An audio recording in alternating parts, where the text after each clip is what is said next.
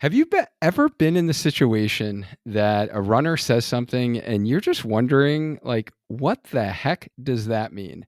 That is what we're clarifying today. We're talking running terminology, or what are the terms that runners say that we just wish they knew what they were talking about?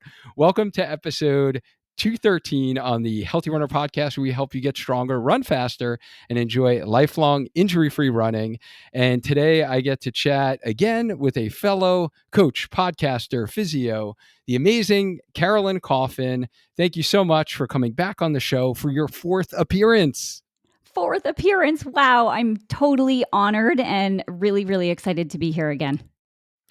I am just really been waiting, honestly, for this conversation. I'm not going to lie. It's something I've been journaling about last night, this morning, things I was looking forward to. I'm looking forward to chatting with Carolyn today because we're going to have some fun, really clarifying some terms that I know when I first started running, I definitely did not know. And you kind of learn as you go. So I'm really hoping that this can really help the runners in our community kind of early in the running journey, or even if you're like been doing this for a couple years, I think you still may learn something today. So we're going to really provide some clarity on those common terms. So whether, you were wondering like, what is a corral, or what is cadence, or what's a shakeout run, or what does it mean to be like a net downhill, or what's a point to point race versus an out and back race, positive splits, negative splits, like we're going to get into a lot today. So I'm really looking forward to having fun. But in case someone was, maybe listening to the Healthy Runner podcast for the first time ever, they never heard any of the amazing content that you have shared on the show, can you just give us a little intro of who you are and what you do? Oh, yes. So my name's Carolyn Coffin. I'm a former physiotherapist. I don't practice physio anymore. I'm a former physiotherapist turned run coach and podcaster. So I feel like you and I have a lot in common.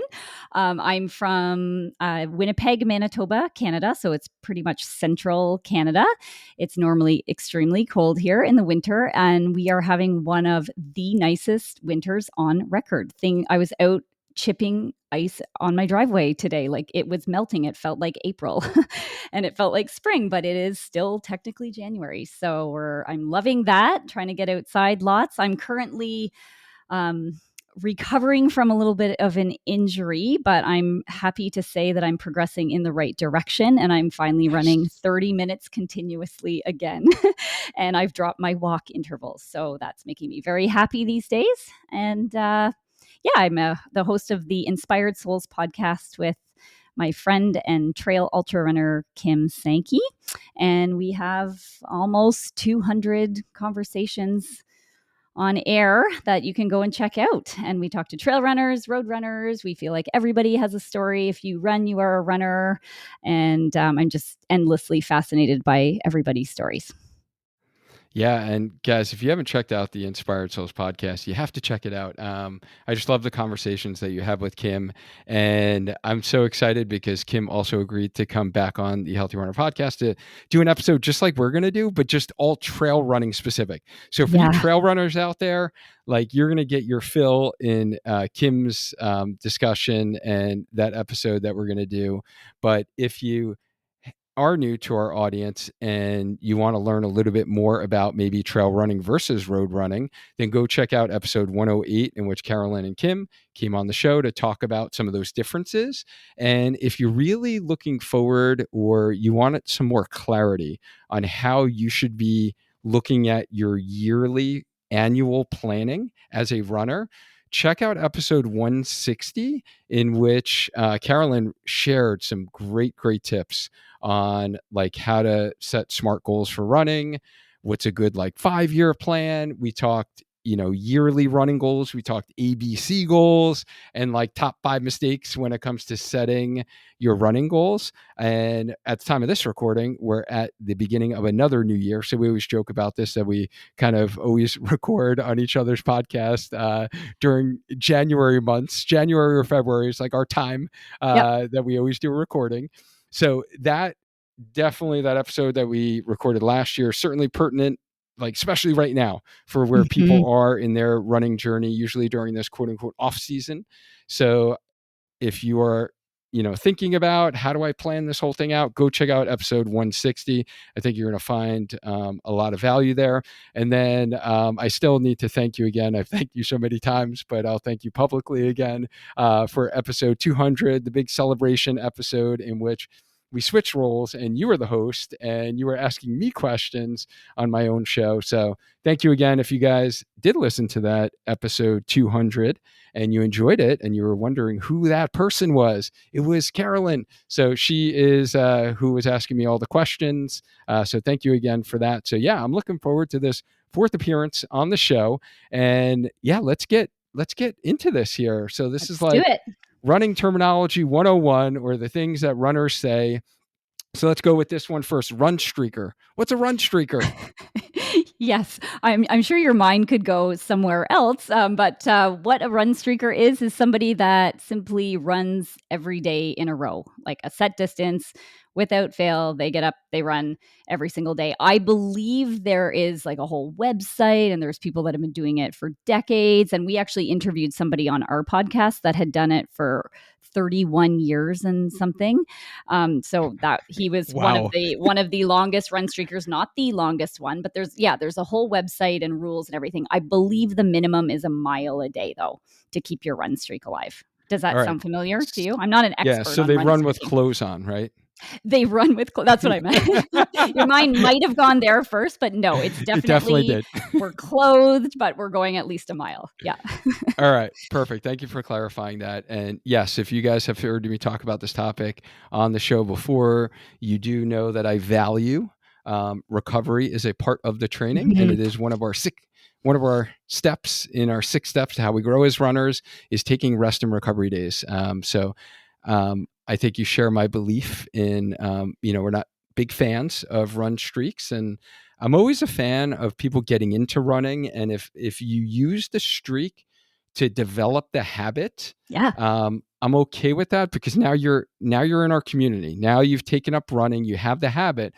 But usually what it comes down to is now finding the right way how to train as runners for longevity. And that's what Carolyn and I certainly value. So hence why we don't believe that runners really should be using that as a form of training in order to meet their next running goal. But thank you for clarifying what a run streaker is. All right. How about this one? Singlet.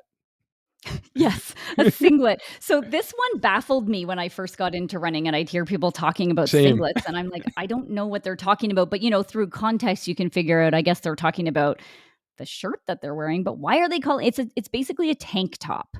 It's a running tank top, but it's called a singlet when you wear it for running, and it's just called a tank top every other time. So it baffles me. There's probably some history as to why it's called a singlet, but that's what a singlet is. Yeah, so you can be married and still wear a singlet when you're running. And then how about this? It This doesn't just become a doublet. this just came to my mind randomly. A running kit. Like I Yeah, never knew yeah. what that was, honestly, until like 6 months ago, literally. And that was like I've been running for 10 or 11 years in my adult onset running journey. Mhm. What's a running kit?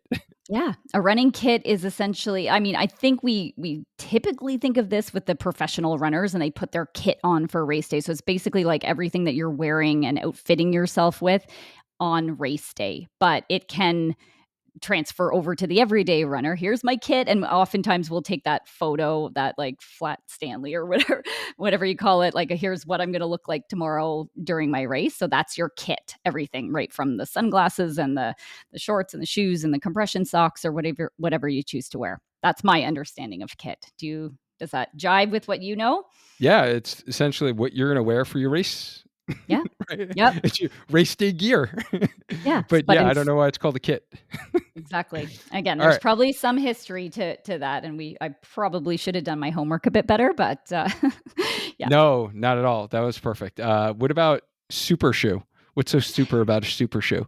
Yeah, so super shoes, I had never heard the term super shoe until maybe the last 5 to 7 years, when kind of that I believe the first one was that Nike Vaporfly or Next Percent, or that original shoe that Elliot Kipchoge was wearing in that Breaking 2 project back in kind of the 2016 to 2018-19 era. And so Nike led the charge on that from my understanding, and really developed this shoe that, it had special foam and a carbon fiber plate, and it made you more economical, more efficient, made you recover faster so you could get more work in without beating up your body. And um, all of that translated into an advantage on race day. And it, depending on who you talk to, can afford you minutes, like one to several minutes improvement in the marathon distance by wearing these shoes. So every brand since then has kind of caught up and developed their own type of super shoe, but it's essentially that special race day shoe that's going to give you an advantage. Yes. Oh, I love it. Yeah. So it is this race day shoe. And, even back then, I always looked at them or heard about them as like the carbon plated shoes. And now I think the terminology has shifted. I've noticed in the last, honestly, only like 2 years. I feel like Yeah, I never even heard the term super shoe before a year or two ago, honestly. And now it's all like super shoes because it is more than the carbon plate. And that we're finding out correct. is it's Yeah, like the geometry design of the shoe and the foams and the technology and the yeah, foams that they use in exactly. these shoes has just like advanced exponentially. So Hmm. if you Hmm. guys are hearing that term super shoe, it is a specific race day shoe. It's definitely not something that at least I personally don't feel that you would want to use every day. Mm-mm. So it is really that lighter, performance based like shoe that you're going to pull out for your specific race that you're really looking to kind of get a fast time in. Yep. Perfect. All right. How about cadence? Cadence just simply refers to the number of steps that you take per minute. So, if you have a fancy watch, it'll often record your cadence. Even your iPhone will record your cadence through the health app. So you can sort of look at that and know, like, am I taking 180 steps a minute, 160 steps a minute? But it's typically for running, it's somewhere in that ballpark. Yeah, so I think that's good, and I definitely need to do honestly like a deep dive episode on cadence. It's been Yeah. on my to do for years now. I just haven't ever done one, but just simply, at least I'll kind of frame it for those that are like new to cadence. Is we just want to make sure that it's not too slow, and especially we're going to get to types of runs, but for your easy runs, sometimes people slow down and they run easy, but I like to call it like slow and sloppy, and they Hmm. slow Hmm. down their cadence. So it is really just making sure that cadence is at a good number, and a good number is definitely variable, and it doesn't need to be 180. And that's like been a myth that's been busted. So, Hmm. many of my runners, when I'm looking at that variable, I really want to make sure they're at least in the 160s and, see what is their cadence like over time, and like see if you notice a pattern and trend, and if it correlates to a specific injury that they have and or running form, or if they have knee pain, then Yes. that's when I am kind of trying to change that variable of cadence maybe a little Mhm. bit, and to try to kind of speed that up. So just to Yep. give everyone a little brief in case you didn't know about cadence. Love it. How about RPE? What is Ooh, RPE? yeah. So RPE stands for rating of perceived exertion. So it's just a way to approximate how hard you're working.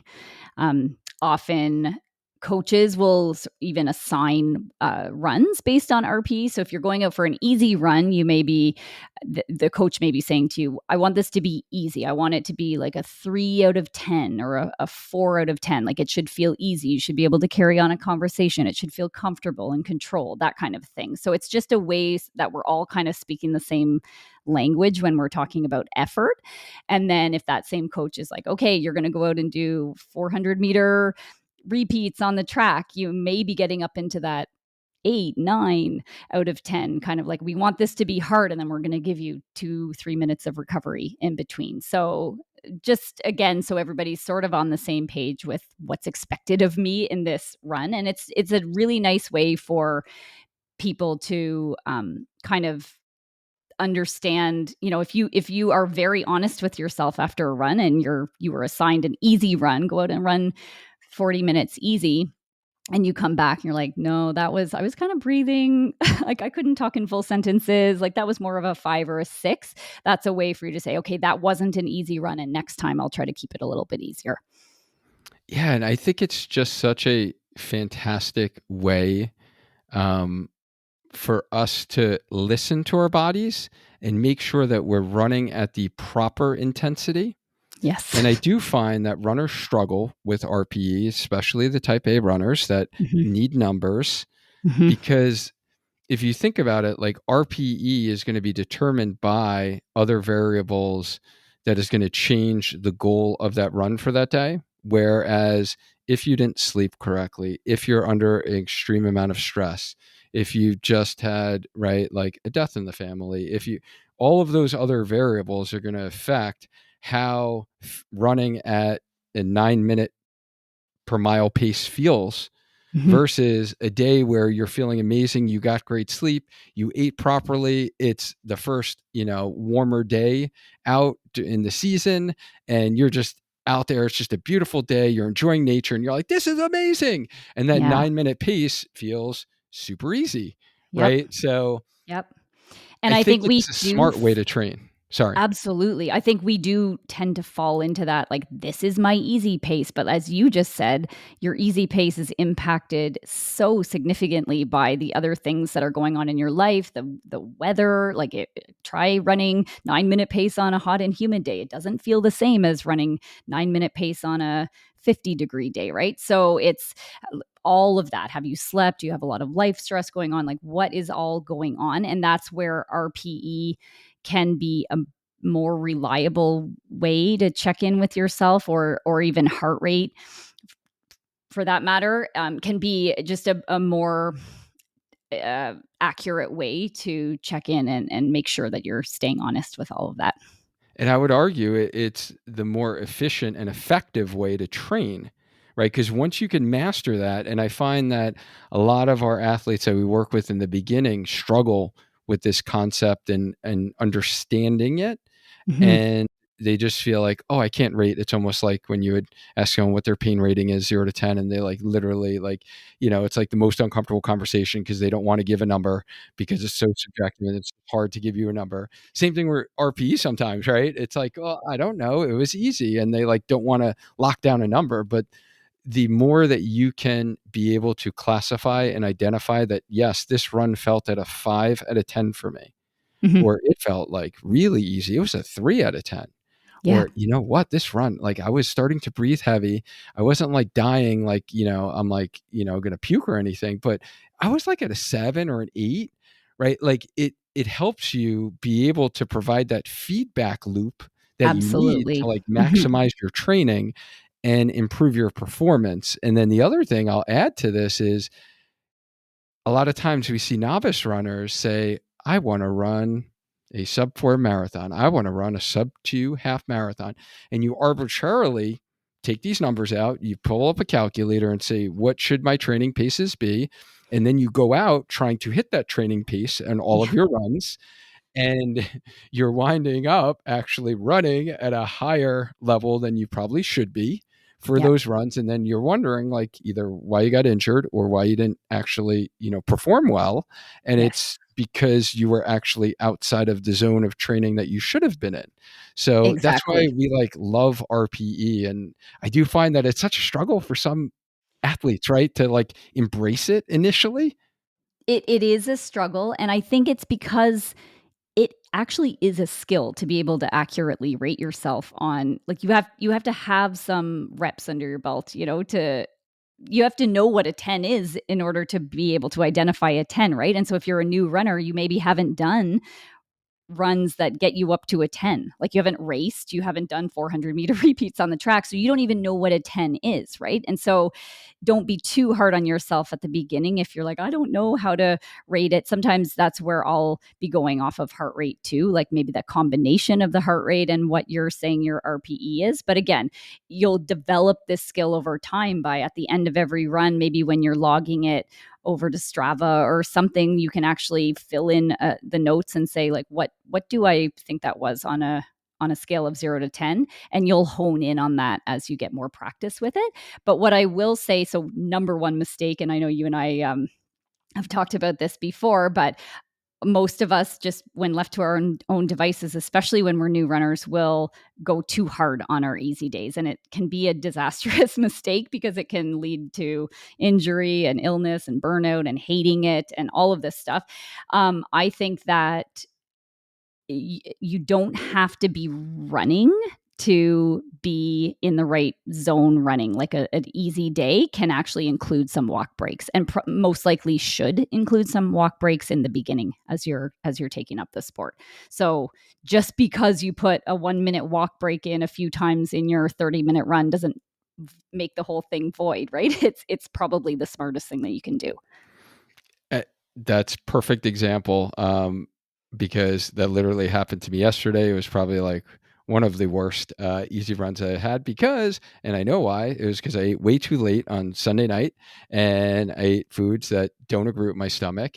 And I just felt terrible for that easy run. Like, luckily, it was able to recapture in the gym and my workout went a lot better. But yeah, no, that's a great example. And I walked like multiple times during that run just to Yeah. keep it in the easy zone that it needed to be because it felt so darn hard. Yep. So it's a great example. And what I heard from you there is just having that like self awareness and being able to reflect on how your runs felt will help you master RPE and become a better runner over time. And it, Yes. it does get better with experience and practice. So thank you for bringing that point up. And you kind of mentioned easy run. So why don't we go there? Like, what is an easy run, and is it the same thing as a recovery run? Yeah. Okay. So that's a great question because coaches will throw these different terms around, and sometimes people are like, What's the difference?" So many people have heard of, and I know this is on our list to touch on, is the zones, like zone training. So you've heard of zones 1 through 5. To me, the recovery run, like that's your easiest run of the week. You're not trying to, so that would be a zone one in my world, zone one. So you're not trying to build fitness when you're doing a recovery run. This might be programmed the day after a long run, the day after a race, something like that, the day after a workout, maybe. And a recovery run is simply you're just trying to get the blood flowing, to promote, healing, and you're trying to finish that run. You go whatever pace you need to. That could be a run walk in order to finish feeling better than you started. It's amazing how many times I've gone on a recovery run. It's a slog. It does not feel good at the beginning. So I just give myself permission to go as easy as I need to go and as slow as I need to go, whether I throw some walk breaks in there. I'm totally fine with it. And by the end of the run, it's like, wow, I feel really good now. Like it's amazing. So motion is lotion. We got to move to heal. And so that's to me what a recovery run is. And that's where, again, on that zone model, it'd be like that zone one, just like super low heart rate, maybe some walk breaks, and very conversational pace. And on that RPE, probably like 3 out of 10. Love it. Okay. So it's definitely one of the runs where you're not looking at your pace, not making judgments, not like, Nope. your self-worth is not being like, evaluated on how slow you're going. Like the slower the better is what I'm hearing. Yeah, and I'll sometimes flip it in my training. I'll sometimes be like, I wonder how slow I can go, because the thing is, you're building aerobic capacity through this very wide range of running paces, and if you can build aerobic capacity at the easiest end of it, why not? Right? Like, why stress yourself any more than necessary? So sometimes I will make a game out of it. I wonder how easy I can do this recovery run, and Agree. I instead do that all of the time. yeah, yeah. Whereas maybe an easy run to me would be more like zone 2, if people have heard of zone 2 training. So that's you're still going easy, the heart rate's still, so on the easy run, it's just you're not as focused on keeping it super slow. It's just again, back to the RPE, it would probably be somewhere around 4 out of 10 All on the right. easy day. So it's subtle. And again, if you're a new runner, there might not be a ton of difference between your recovery run and your easy run. Whereas when you've been running a long time, like I can definitely tell the difference between a recovery run and an easy run. For me, it could be in the neighborhood of 30 seconds per kilometer different, which is more like, I think, 40 some seconds per mile different. Yeah, that sounds about right. All right. And you mentioned kind of the zones, do you mind just kind of, you mentioned zone 1, zone 2. How about what are the other zones? Okay, so it goes up to zone 5. So zone 3 would be more like, if you've heard of tempo or threshold running, that's usually where what the kind of effort that we're talking about. So the way I like to describe it is your 1 hour race effort. So if you were to think about going out for 1 hour, how far can you go in 1 hour? For most people, it's somewhere in the 10 to 15 kilometer range. So what would that be? 6 to 9 miles or so. So it's not a sprint, but it's sort of that higher end aerobic work. Okay.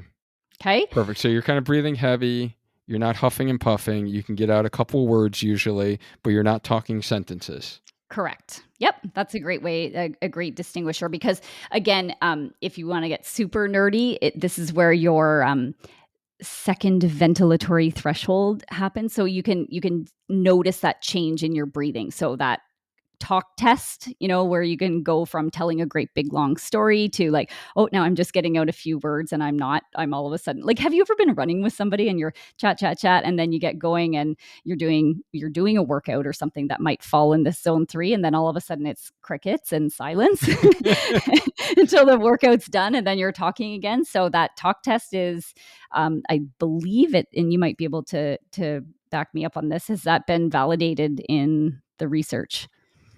I'm not sure if it has, tell you the truth. I don't know Mhm. from a research standpoint, but I know that's what I've heard. And, personally, I can say that that is usually the case, even though I'm not a great talker, even in my easy zone. But yeah, it's hard for me to, full blown conversations. But yeah. Yep. All Okay. right. So that's zone 3. Yeah, and then zone 4 and zone 5, like those are we're starting to do some real serious work in those zones. So zone 4, the way that I usually describe it's kind of like your 5 and 10K races would fall in this zone 4. Like it's pretty challenging. And so we would be doing that might be where your 400-meter repeat workout would fall into, or your 5K race like I mentioned. And then zone 5, that is your all out. So that would be maybe a race that takes about 5 minutes. Like it might be your like an 800-meter race. Like those middle distances would typically fall in the zone 5. All right. So So probably most of the people very listening to difficult. this are never there, usually.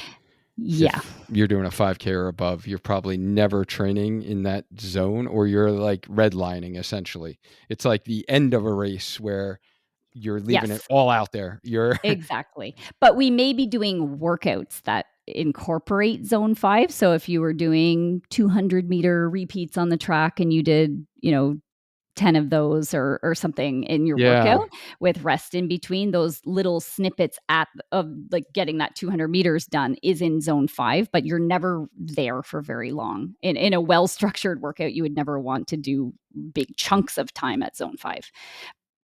got it. All right. Perfect. All right. Thank you for clarifying the zones. And then there are different classifications of zones. So in case you see, 4 category system versus 5 or 6. And generally And speaking, I think you probably presented the most common one that I've seen yeah, and I think utilized. 5 is very common in our world as distance runners, but I believe in the research world, it's often based on a 3-zone model, which is very confusing. So it's confusing if you know the 5-zone model to then all of a sudden translate it to a 3-zone model. But I actually think the 3-zone model is even simpler to understand. It's easy, medium, and hard. Easy, Right. moderate, and hard, right? So but what they're talking about as zone 1 in the 3-zone model would sort of be zones 1 and 2 in the 5-zone model. And then Mhm. 3 and 4 are kind of zone 2 in the Yep. research model. And then hard is hard. Like zone Okay. 5 is zone 3. So I probably just confused absolutely everybody. But I think this 3-zone model and the 5-zone model are the most common ones that you will hear. But this brings me to a really important point about this is that if you are ever having a conversation with somebody about zones, you probably, especially if it's a coach prescribing you a workout, let's say, you want to make sure that you're talking the same language.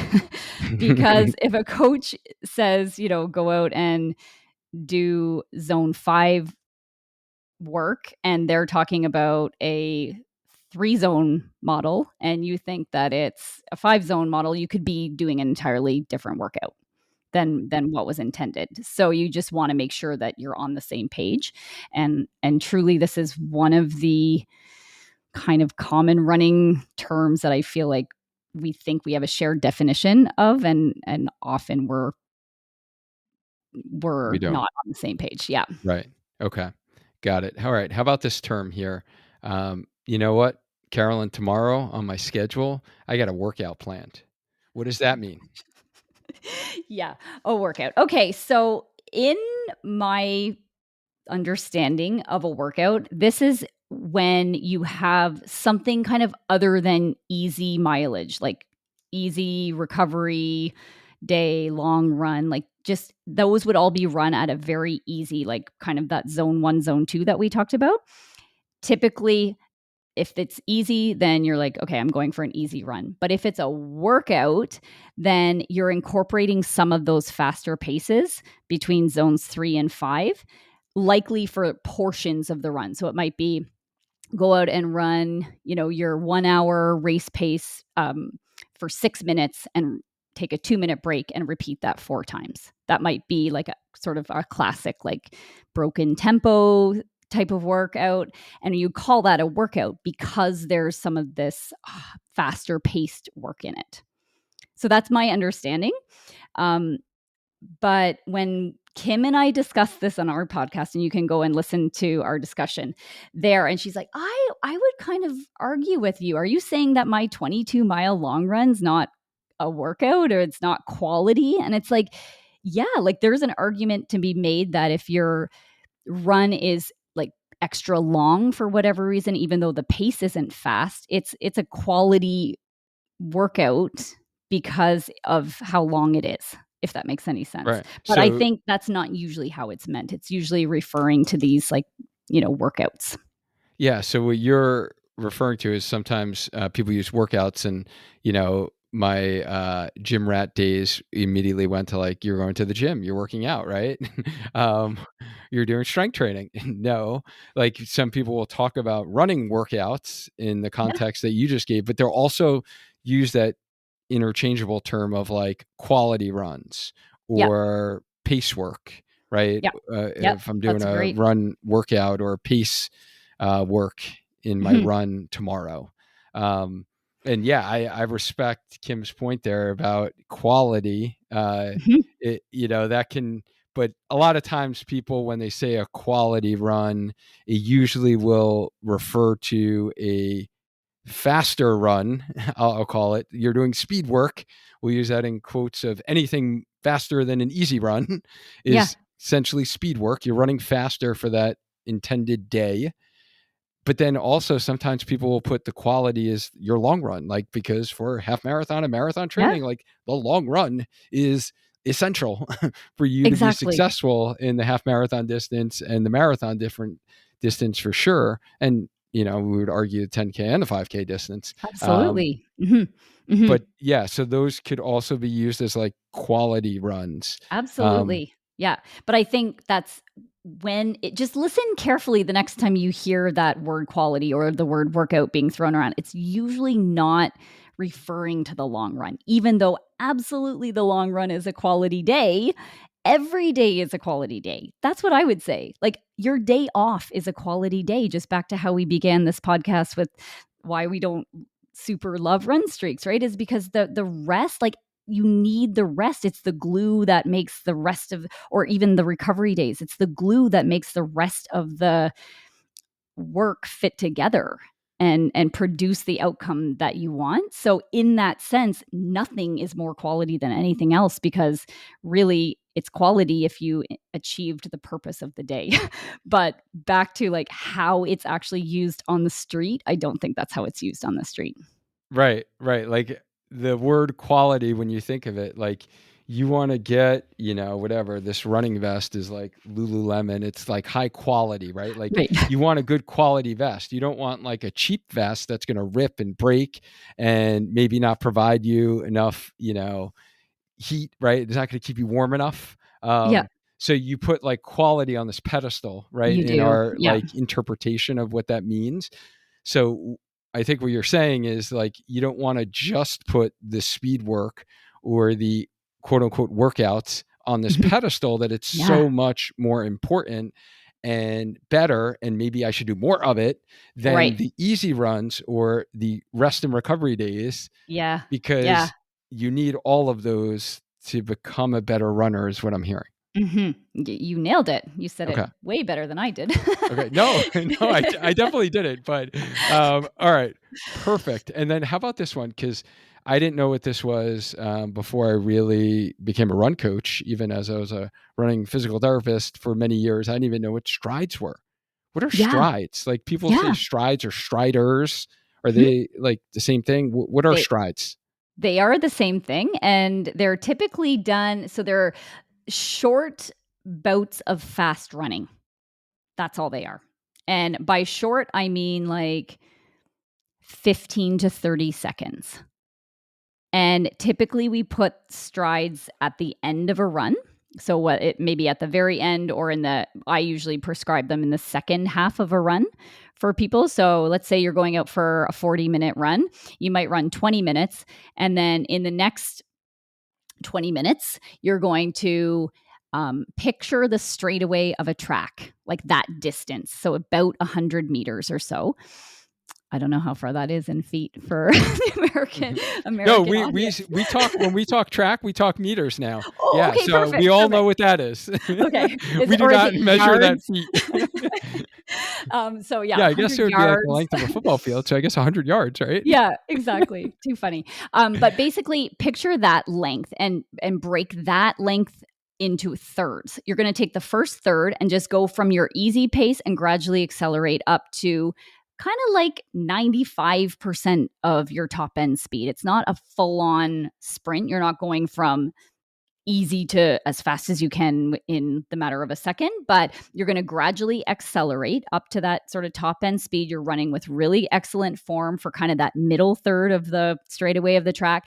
And then you're just going to cruise out of it. You're going to gradually decelerate back to your easy jog pace. And then I usually get people to run easy for a minute or a minute and a half in between and then do it again. So repeat that maybe 4, 6, 8 times in that second half of a run, or some people will do it, like I said, at the end of the run and they'll do the stride and the strider, and then they'll walk back to the start and then do it again, do it again, do it again. And what it does, it's sort of like a nice way to inject some speed and the benefits that you get from doing speed work. So kind of that neuromuscular benefit, it's like harder on the musculoskeletal system and everything, but without the downside of doing a lot of work at that high intensity. So you just get just enough to kind of keep everything firing. It's very hard to run back to what you said earlier that sometimes on the easy days the cadence can slow down into the 150s. It's easy to run sloppy when you're running slow. Conversely, it's very difficult to run sloppy when you're running fast. So it's just a way to kind of drill that really excellent running form and economy, speed, power, all of the goodness of that in just like a very palatable bite-sized chunk. Oh my goodness, I loved your explanation and things I heard there, guys, like take home. I heard you say like form, efficiency, because that is the goal of these, is to improve your running form. And we kind of, some people will call this a drill, right? So like Yeah. it's a drill to improve your running form. And I heard neuromuscular. So Mhm. we're training like your brain to send the signals to your muscles to run more efficiently, as opposed to training cardiovascular speed, Yeah. performance, endurance. Those aren't the goals. It's more to help that form. And I love, for my injured runners, right? Like coming back from injury, this is like testing the waters, right? This is the first step. And even for my novice runners who are starting out and they've never done quote unquote speed work or a workout Yep. or a we don't like the word, but quality run before, then I'll always program and start out with strides. And it is because it doesn't put that strain on the cardiovascular system that you're huffing and puffing. So for my going back again as my adult onset runner, Dwayne, first thought of these, I did think these were, I got like a flashback to childhood physical fitness days. This is the shuttle run. You pick an eraser up, you sprint as fast as you could before the person next to you, put down the eraser, pick up the next one, run back. And I sucked at those because I was not explosive whatsoever.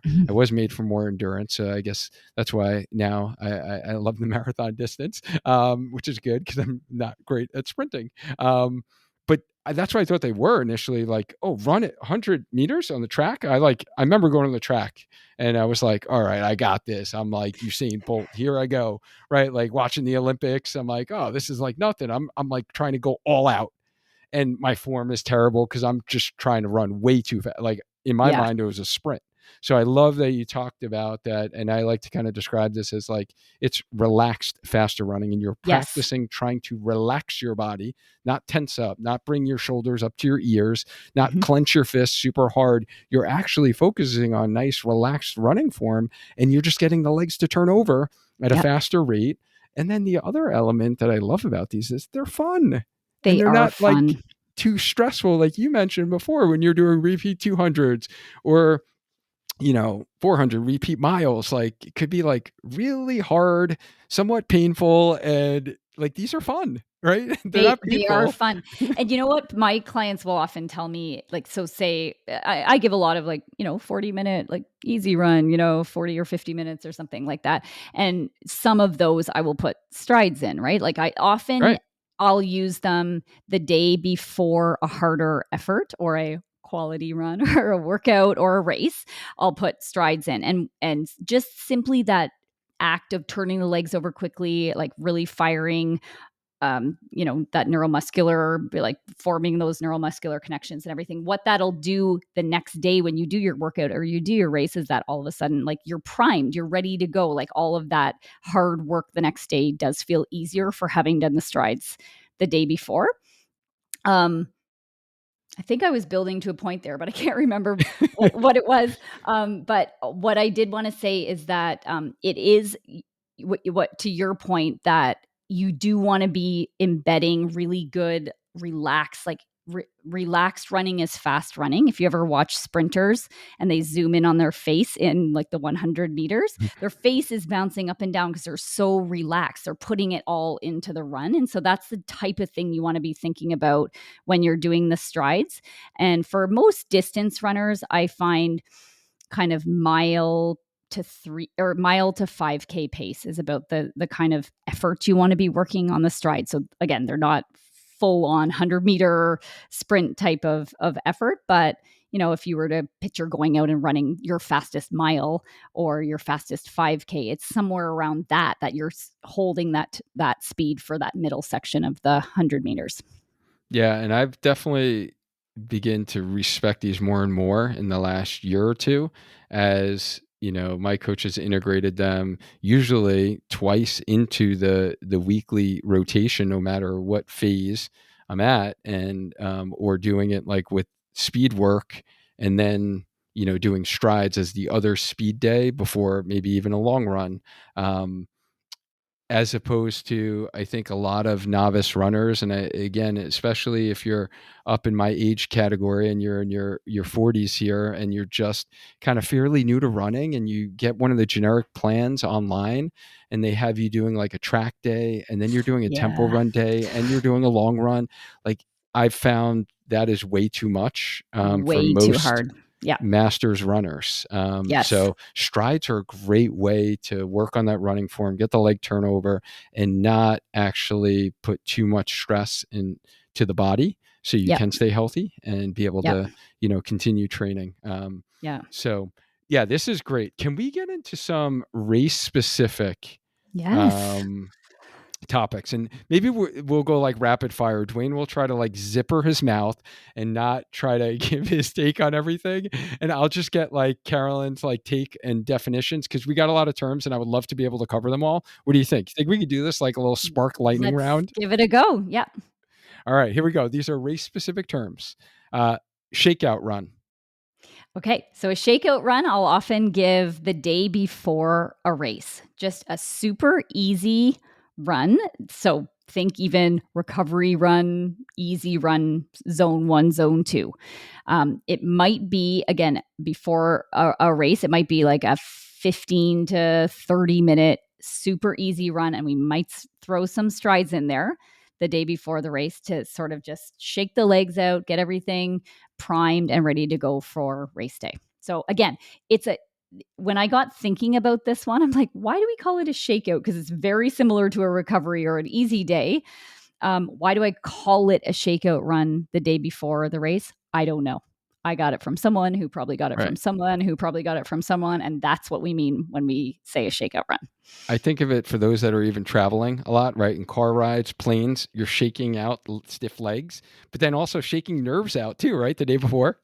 Absolutely. Because if you don't run the day before, a lot of people think, I don't want to run. I don't want to warm up. I don't want to waste my energy, right? Sometimes if you don't do that, you'll feel sort of flat on race day. All right. Let's talk courses. What does a certified course mean?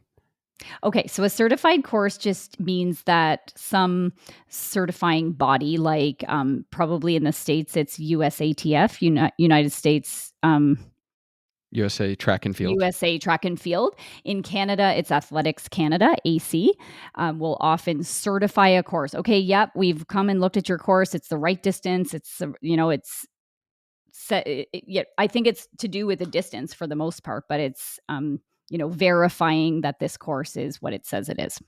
Perfect. So, what about if I'm considering a race and I see like point to point race? What does that mean? Yeah, point to point, it's kind of what it sounds like. It's going to start at one spot and it's going to finish at a totally other spot. It's not a loop that's going to bring you back where the start and finish line would be the same. I understand it to be the start and finish line are two different places, and it's generally, if you think about point to point, it's like a straight line, but I suppose not always. Right. So the infamous like Boston course is a point to point. I know Yeah. you've run that before. Yeah. CIM is also point to point, so those are two sort of well-known ones. And you do need to basically take transportation usually, right, to get to the start line, or I guess Yes. maybe yeah, obviously you're not going to take transportation to get to the finish line, but you might take transportation to get back to the start line if like all of your stuff is at the start line, right? But they Yeah, usually like bus exactly. you out to the start line. Is that Yeah, no, pretty that's a good typical? distinction because, and I guess New York would even fall in this too, like where they have to, you got to take the ferry or the bus out to Staten Island because you're starting out there and then you're running your way back to the finish line. So logistically, these runs, especially when they're races, can be like. But I've done them even on long runs. Like I want to run from here to 20 miles north of here, but then I've got to phone somebody and have them come and get me. So point to point usually comes with some extra logistics as you would see in a Boston or a CIM or a New York. So I did just see actually the first marathon that I will be doing point to point is Wineglass that I will be Yeah. doing this October, because all of the other marathons I've run have been more of an out and back or a looped course. What does that mean? Yeah. Well, it's exactly what you just said. So usually with out and back and loops, the finish line and the start line are either exactly the same, or I believe back to the certifying, like a course will be certified when the start and finish lines are within like 200 meters of each other, I think. So then, you can go run in a circle or a loop, or you can run to a point and then turn around and retrace your steps back in the second half of the race. Yeah, so usually like where you park, right? If you're driving, it's in the same spot where you don't have to Yeah. worry about like your car's in a different spot or whatever. Yeah. Family, if they, if people cheering you on, like they'll cheer you on when you start the race, and then, if they don't go out on the course at all, then they'll be there when you get back, right? Yeah, exactly. So again, logistics can be a little bit easier in those races. You mentioned looped courses, and at the time of this recording, coming up in a few days, is going to be the U.S. Olympic Marathon Trials in Orlando, and I think that they are going to run a couple miles. They're going to go somewhere for a couple miles, and then they're going to go on a 8-mile loop 3 times. Oh, So when you think about being a spectator for something like that, you could just park yourself somewhere on that 8-mile loop and see them 3 times. I don't So know. that's You were telling me about like what a fan you are. I think you're going to take like my Mickey ears behind me here and head down to Orlando. Take the trip from Winnipeg to Orlando. I'm so pumped about this race. Like, I'm not even American and I'm into it. I know everybody that's racing. We have a whole kind of betting pool thing going with several of us. And yeah, I've got my predictions. I love it. I love it. Um, all right. So now, what about courses? Looking to run a fast marathon or a fast race, and I see this thing that the course description's a net downhill. What does that mean? Yeah, net downhill could be very deceiving. So the first net downhill kind of famous one that I ever ran was Boston. So Boston is a net downhill. What that means What? is you lose more in elevation than you gain. Okay. And so then most people think, oh, good, it's downhill. Like it's going to be like easy. I'm running downhill the whole way. That is not true. It just means that overall you didn't climb as much as you felt, right? But you could have lots of hills within a net downhill course, like Boston.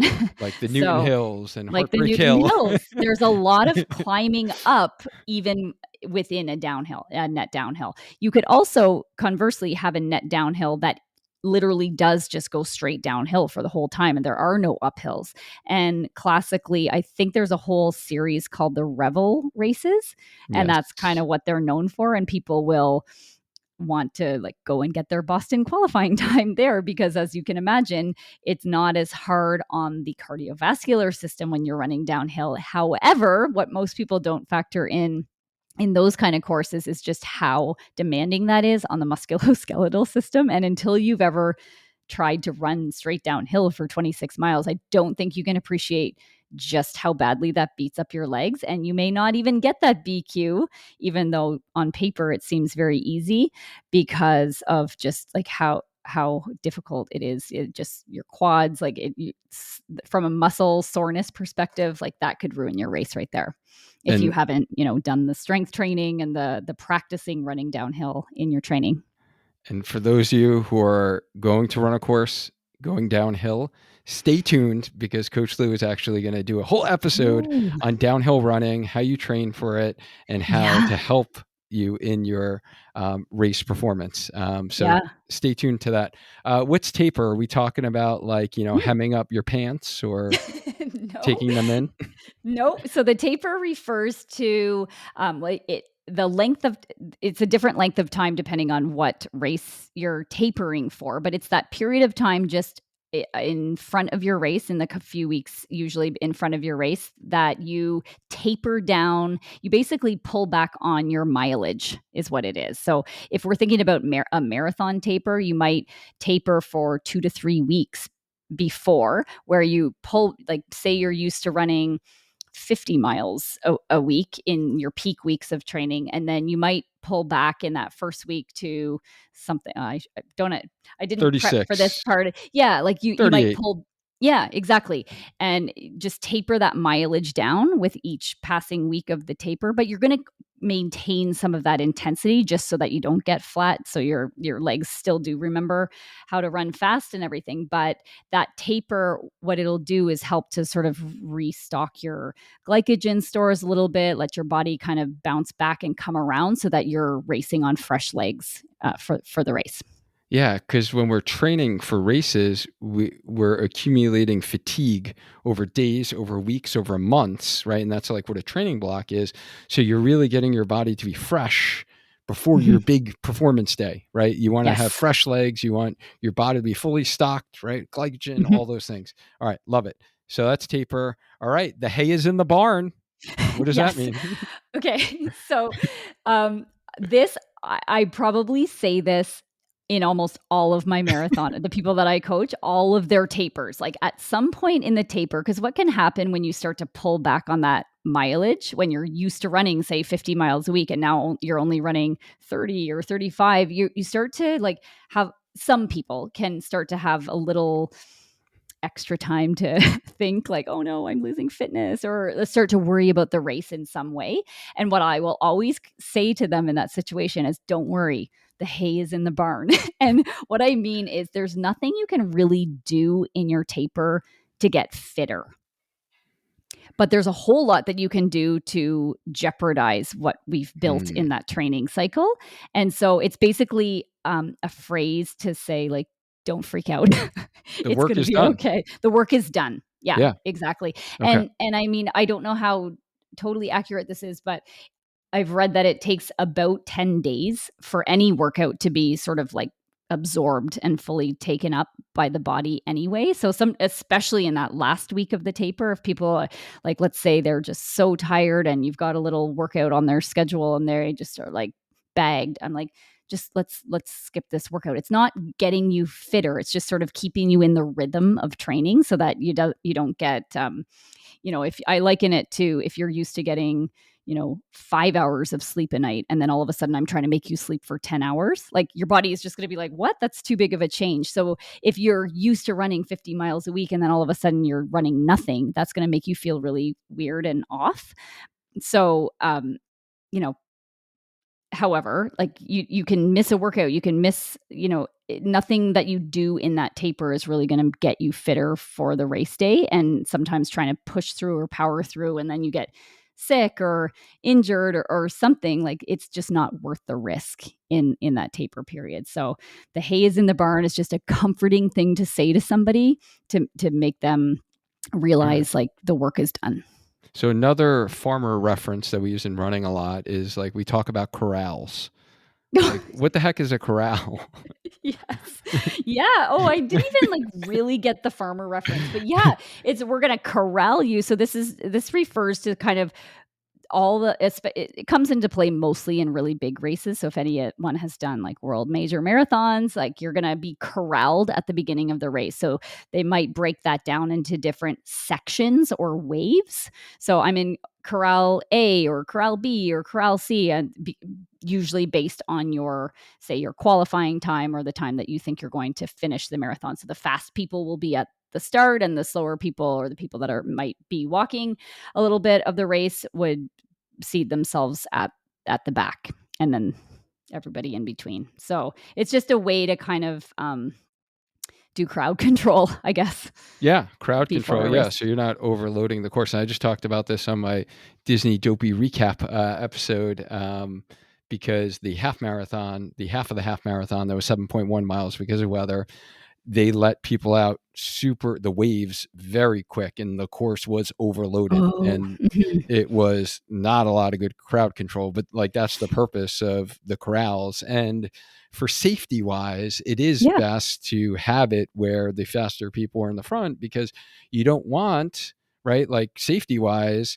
faster people to be like, sprinting out of the gates, and they're dodging, right? Someone's going to like land on Mhm. someone's foot, roll an ankle, knock Yep. into someone, Yep. trip, fall, all of those things. So it is like a Mhm. safety thing too. Yes. Um, Yep. so, all right. So those are our corrals. So those are what you're going to be like, these holding areas, essentially, before you start your race. You're in Yes. these little holding areas, and usually they're gated off somehow for that crowd control. All right. Negative split versus positive split. What's the difference? Mhm. So a negative split is when you run the second half of your race faster than the first, and the opposite for positive split. So the positive split, you are slowing down significantly in the second half, typically because you've mismanaged your energy and gone out a little bit too fast. Yeah, and I think we've all done that in our initial races, and we get a little smarter and we have better race strategy, and we all shoot for that elusive negative split. Though it doesn't mean you're a quote unquote failure, or you can't run a fast race if you don't have like an even split or even a positive split, right? Mhm, mhm. Yeah, I think if you so again, sort of back to how we talked with RPE, it's like something that it's a skill, like you need to learn it, and the only way to learn it is by practicing it a lot. It's the same thing with the race strategy and trying to go for this elusive negative split. Like it feels so good when you can do it, but it requires quite a bit of self-control in the beginning of the race, because no matter the distance, whether you're running a 5K or you're running a marathon, the first third of the race is not going to feel hard. it shouldn't feel hard, even if you're going too fast, because you're fit to run. You've done the training, presumably, right? So you're not going to know that you've gone out too fast until part of the race is behind you. And so the only way you really learn this is by messing it up a few times and learning and trying again. So it's not a bad thing to have a positive split, but if you look at world records and the way that many world records have been set from the 5K up to the marathon, all of them, I somebody somebody send it to me if you can find an exception. They're almost Right. all run as negative splits. So they're and they're such finely tuned athletes, these people that are running world records anyway, but they know themselves so well. They'll be able to feel those subtle differences in pace, so they can hold back in the beginning in order to like unleash a final finishing kick at the end. And what that equates to is that second half was maybe run like 10 seconds faster than the first half, but that is technically a negative split. Gotcha. All right. And I'm running my first race or so, and I noticed in my race results, I went to the link and it was like, here's your chip time. And then there was a different column that said like, here's your clock or your gun time. Like, what's the difference? Yeah. Okay. So the first time this really came into play for myself was my very first marathon. I ran the Marine Corps Marathon in Washington, D.C., Nice. and it was the 25th anniversary of the race. And so there were 25,000 people in it. This was my first marathon. I had no business running marathon. So I was way at the back. So the gun goes off. Like I could still hear the announcer. The gun goes off and I'm still standing in place for like a minute. Like nothing happened for the longest time. And then we slowly started to do a very slow walk and then a faster walk. And then finally we're, running. And I think it took 10 minutes for me to cross the start line. So you can imagine that if my official time started when the gun went off, that's going to show that it took me 10 minutes longer than it actually did to run the race. So gun time is the time from when the gun goes off, but chip time, usually you have a chip in your bib, or way back then, because I think I ran that in the year 2000 and you had to fix it onto your shoe. But anyway, it's when you pass under the start line, that's beginning your chip time. And Right. so in that case, it would be 10 minutes quicker, my chip time. Yeah, and if it was like me and Disney, it was like 35 minutes after, it Really? starts. Yeah, when you're in, even for my marathon that I was in Corral C, yeah, it was, I believe it was, yeah, I have to listen to my episode again, but it was around 30 minutes. It was a long time, right? Like people are Yeah. starting like 45 minutes, an hour after the actual time. And yeah, that can Yeah. get confusing when you're on the course because the time that's showing on the clocks when you go by, it's like when the It's first the gun person time. Yeah. went through the start line. So you got to make sure you're not looking at those times and being like, oh my goodness, that's my time. Like go by what's on your watch for your time, which would be like your chip time. Um, Yes. Hitting the wall, bonking. What does it mean? Mm. Yep, hitting the wall is essentially it. This comes into play mostly, I would say, in the marathon. Is you get to that 20-mile mark and you just cannot, like, something happens. So physiologically, what happens is you've run out of glycogen, the energy that you're using to power yourself through the marathon. It's just sort of bottomed out, and probably because of a lack of fueling properly during the race. Maybe it's because of mismanaging your energy, going out too fast. So this all contributes, or maybe you My didn't first train marathon. properly for the race. There's a lot of different contributors, but um, if you've hit the wall, like people talk about this all the time. And if you're like, did I? I'm not sure if I hit the wall in your marathon. You didn't hit the wall if you don't know that you did. It's a distinct feeling of very heavy, tired, dead legs, just an inability to make them go. No matter how much you're telling them to go, they just will not. All right. And PR or PB, which one is it? And what's the Yeah. difference? Well, PR stands for personal record and PB stands for personal best. So this is just a way that you can say, oh, my personal best in the marathon is whatever time. So it's your best effort over said distance. And I would say, because I heard yours and Kim's conversation on your podcast about this, I would say they're the same thing. But for some reason in the States, we use PR all the time. And apparently in Canada they use PB, except for where you live, right? Your province is like, No, no, my province still uses PB. It's my province that uses miles, where oh, the okay, rest of Canada okay, uses kilometers. But I would say broadly, metric countries tend to use PB. right. I have noticed my UK runners use PB a lot. Yeah, yeah. Yes. But do you ever say, like, when I should go back and listen to your episode where you set your PR in the marathon? Do you actually say, "I set my personal record?" No, I've Or never when used you're that in a saying it sentence like all that. out? Yeah, but you say PR. Right. But Yes. then when you're saying the full thing, you say personal best. Yes. Yeah, or the Isn't that fastest weird? time that I ran. It was the fastest marathon ever that Yeah. I ran. That's my But PR. I could see how that could be very confusing to somebody just taking up the sport. Like, Right. what do you mean? He just said PR and then he said personal best, so what's a PR? All You right. know? You kind of defined this earlier, but how about BQ? What the heck is a BQ? BQ is a Boston qualifier. So I Boston qualified. So do you want me to get into talking about Boston a little bit? Yeah, I you think can it give a probably brief helps. brief synopsis. Yeah, so the Boston Marathon is this, like, iconic race, very old marathon, maybe one of the oldest, It is. and, it's a very popular one that a lot of people wanna run. So, Boston has said, "Okay, if you wanna run it, you've gotta run it in a certain time standard." So, there's different time standards across gender and different age categories and everything. So, I'll just use my own example. So I'm 45 to 49 category. So I would have to run 3 hours and 50 minutes or faster to BQ, to Boston qualify. Now, let's say I run a marathon in 3 hours and 49 minutes and 59 seconds. So, yay, I BQ'd. That may or may not get me into the race. Okay. So for the last 2 years, so 2022 and 2023, if I ran 3:49:59, I would have been accepted into the race with that qualifying time. That's a 1 second buffer. Okay. Like 1 second faster than the BQ. Um, if you want to get into the 2024 race, which the window has closed, but the people getting into this year's race in a couple months had to have run 5 minutes and 29 seconds or faster than their BQ in order to be accepted into the race. That's how many people applied to run Boston this year, which is bonkers. Like, that's the second highest cutoff BQ, that buffer that they've ever had. And the only other year that was higher was that COVID year, where they only accepted Right. They limited a numbers. 2/3 of the people that they normally do. So yeah, that's the BQ and that's the buffer. So do you have any follow-up questions to Yeah, that? no. It So it can be very is. confusing.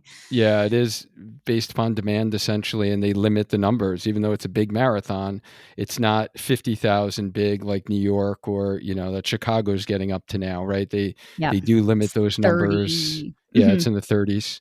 Yep.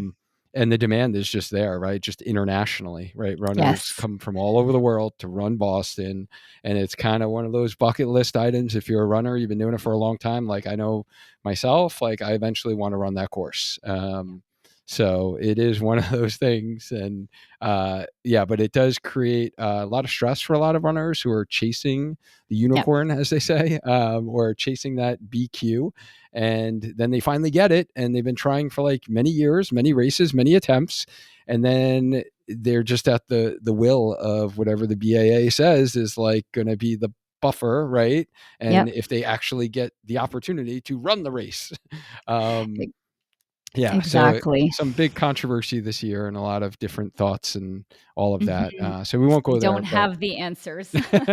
I feel for everyone that works so hard to qualify, and I think sort of the pushback of it is like, why set this time standard if that doesn't even if you're still gonna have to be an unknown amount of time faster than that right. sometimes, and then other times they let everybody in. So it's hard, and I see it from Boston's perspective as well. So it's tricky.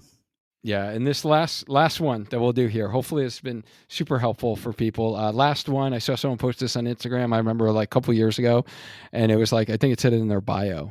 It was like 6-star finisher. And I was Oh, like, yeah. stars? Like, what is military? Like, what are we, like, 6-star general? I don't know. What are Yeah. we talking about here? They were like a runner. So what is 6-star finisher? So there's 6 world major marathons. We just talked about Boston, and then you've probably heard of New York and Chicago. Those are the North American ones. Then there's Tokyo, London, and Berlin. So those are the 6 world major marathons. If you do them all, you get a special medal that's quite coveted, and you get this special 6-star finisher medal. So it's kind of a big deal. Not many people in the world have done it, and some people make that a goal, is to do all 6 world majors. I love it. When are we going to get Canada in like one of those major It's a marathon? Like, what the great heck? Why'd we leave Canada question. out? I Right? don't know. I don't know. That's a really good question. Goodness, my friend Carolyn, north of the border, they left I you guys know. out. Yeah. Is that one of your goals? Because I know you've run a couple of them. Um, Well, you've run Boston, you've run I've run Chicago. Boston. I haven't run Chicago, but I'm running it this Right. year, Okay. This so year I'll you have 2 ran New stars. York? No. Nope, I've You were never run New okay. York. Okay. Yeah, yeah, so maybe. I don't know that it is. I don't know if I'll Okay. pursue the 6 All right. stars. Yeah. Yeah, I think it How would be about you? Is it cool. I think it would something? be cool. It's not like something I'm like, "Oh, I'm definitely gonna do it." Like, I know definitely I wanna run Boston at some point. Mhm. I don't know if I we love to travel, so, like, why Yeah, not? Like, Tokyo sounds, like, amazing, and we love the food, culture, and everything of, like, Japan, so, yeah. yeah, like, why not run Tokyo It's Marathon? a Like, that'd be cool. great excuse to Like travel. London, yeah, like, I would love to. I've never visited yet, so why not run a marathon there? I don't know. Yeah, yeah. Yeah, so who If knows? I did them, especially the international ones, I would want to really just be there to take it all in. I wouldn't wanna try to perform, I don't Right, think, because then you're over, you've spent however much money to fly over there, and then you're like, "No, no, no, I can't, have to be off my feet and right, do right. everything," and whoever's traveled over there with you is like, "Oh, if they're not a runner," right? They're like, "Can't we go sightseeing? Like, isn't this why we came?" So, I don't think that I would I when I get to a phase of my life where I'm not trying to perform well, I think that could be extremely appealing, but not now. Yes. So, Carolyn, thank you so much. This has been great. Always a pleasure to catch up with you. Thank you for sharing all of your running 101 terminology with our healthy runner community. I hope it was helpful. It's always a pleasure to be here. Thanks again.